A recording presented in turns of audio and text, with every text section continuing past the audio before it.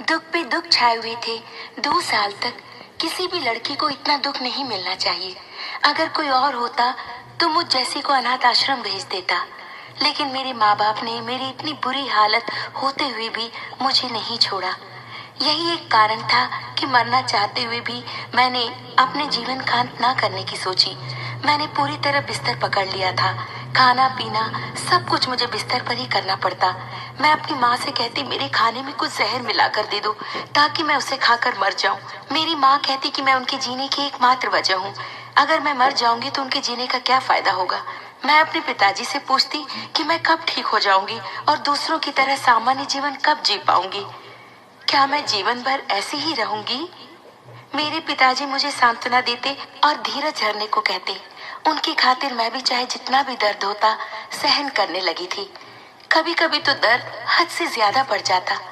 मैं उन पर चिल्लाती और अपनी माँ को बुरा भला भी कहती, लेकिन इन सब के बाद भी उन्हें मुझसे इतना ही प्यार था और वही मुझे जीने की आशा देता। मेरे पूरे शरीर पर रैशेस थे। मैं कपड़ा भी नहीं पहन पाती थी। मैं लेट भी नहीं पाती थी। अगर उठने की कोशिश करती तो लगता कि खून निकल जाएगा। अपने हाथ भी मैं नीचे नहीं रख पाती थी। खून मेरे कानों से भी बाहर निकलने लगता था। शरीर के हर हिस्से में फुंसियां आ गई थी। मैं कुछ खा भी नहीं सकती थी, इसलिए तरल चीजें पीना शुरू कर दिया, लेकिन वो भी मुश्किल था क्योंकि मेरे मुंह मेरे जीभ में भी फुंसियां थी। पानी पीने में भी तकलीफ होती और सच में अपनी हालत पे बहुत खींच आती।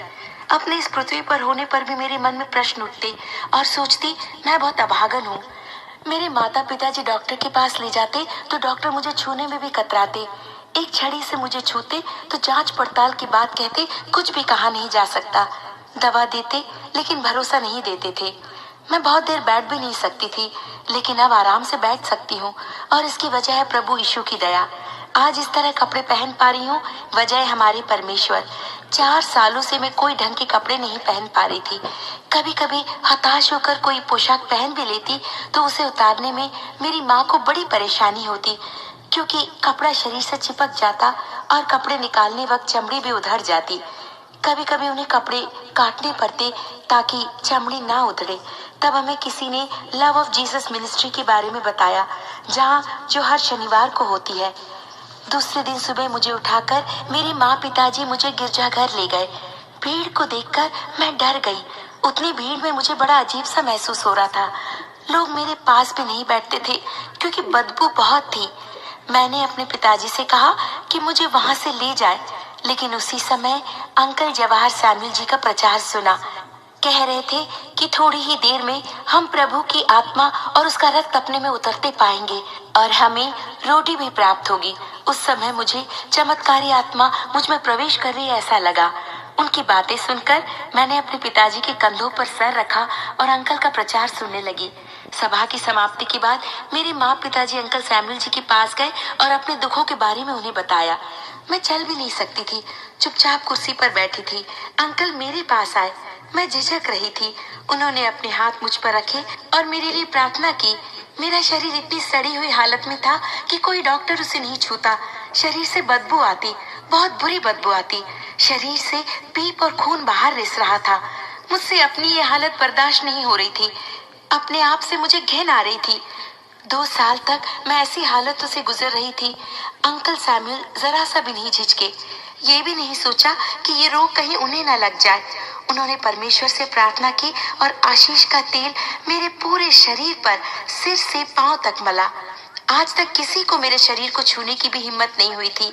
आज इन्होंने पूरे शरीर पर तेल मला, प्रार्थना की। मेरे मन में विश्वास जागा और इसी विश्वास और खुशी के साथ मैं घर लौटी। 3 दिनों में ही चंगाई नजर आने लगी। न जाने कितने डॉक्टर के पास गई, न जाने कितनी दवाइयाँ खाई, लेकिन अब तक कोई फायदा नहीं हुआ था। लेकिन जब अंकल सैमुअल ने मुझे छुआ, मेरे लिए प्रार्थना की, तेल मेरे शरीर पर मला, तो 3 ही दिनों में मुझे चंगाई मिली। ये एक चमत्कार था धीरे धीरे फुंसियाँ कम होने लगी, सारी खुरदरी चमड़ी निकल गई, नवजात शिशु की चमड़ी मेरे शरीर पर आ गई। पिछले 2 सालों से मैंने आईना नहीं देखा था। चंगाई के बाद मैंने खुद को आईने में देखा। मेरी खुशी की सीमा नहीं थी। मैं बिस्तर पर खुशी के मारे इधर उधर लौटने लगी और प्रभु को धन्यवाद कहा। इतनी खुशी और शांति मुझे अब तक नहीं मिली थी। मैं खूब पढ़ूंगी और प्रभु की सेवकाई करूंगी। मैं कभी नहीं भुला पाऊंगी प्रभु के आशीर्वाद।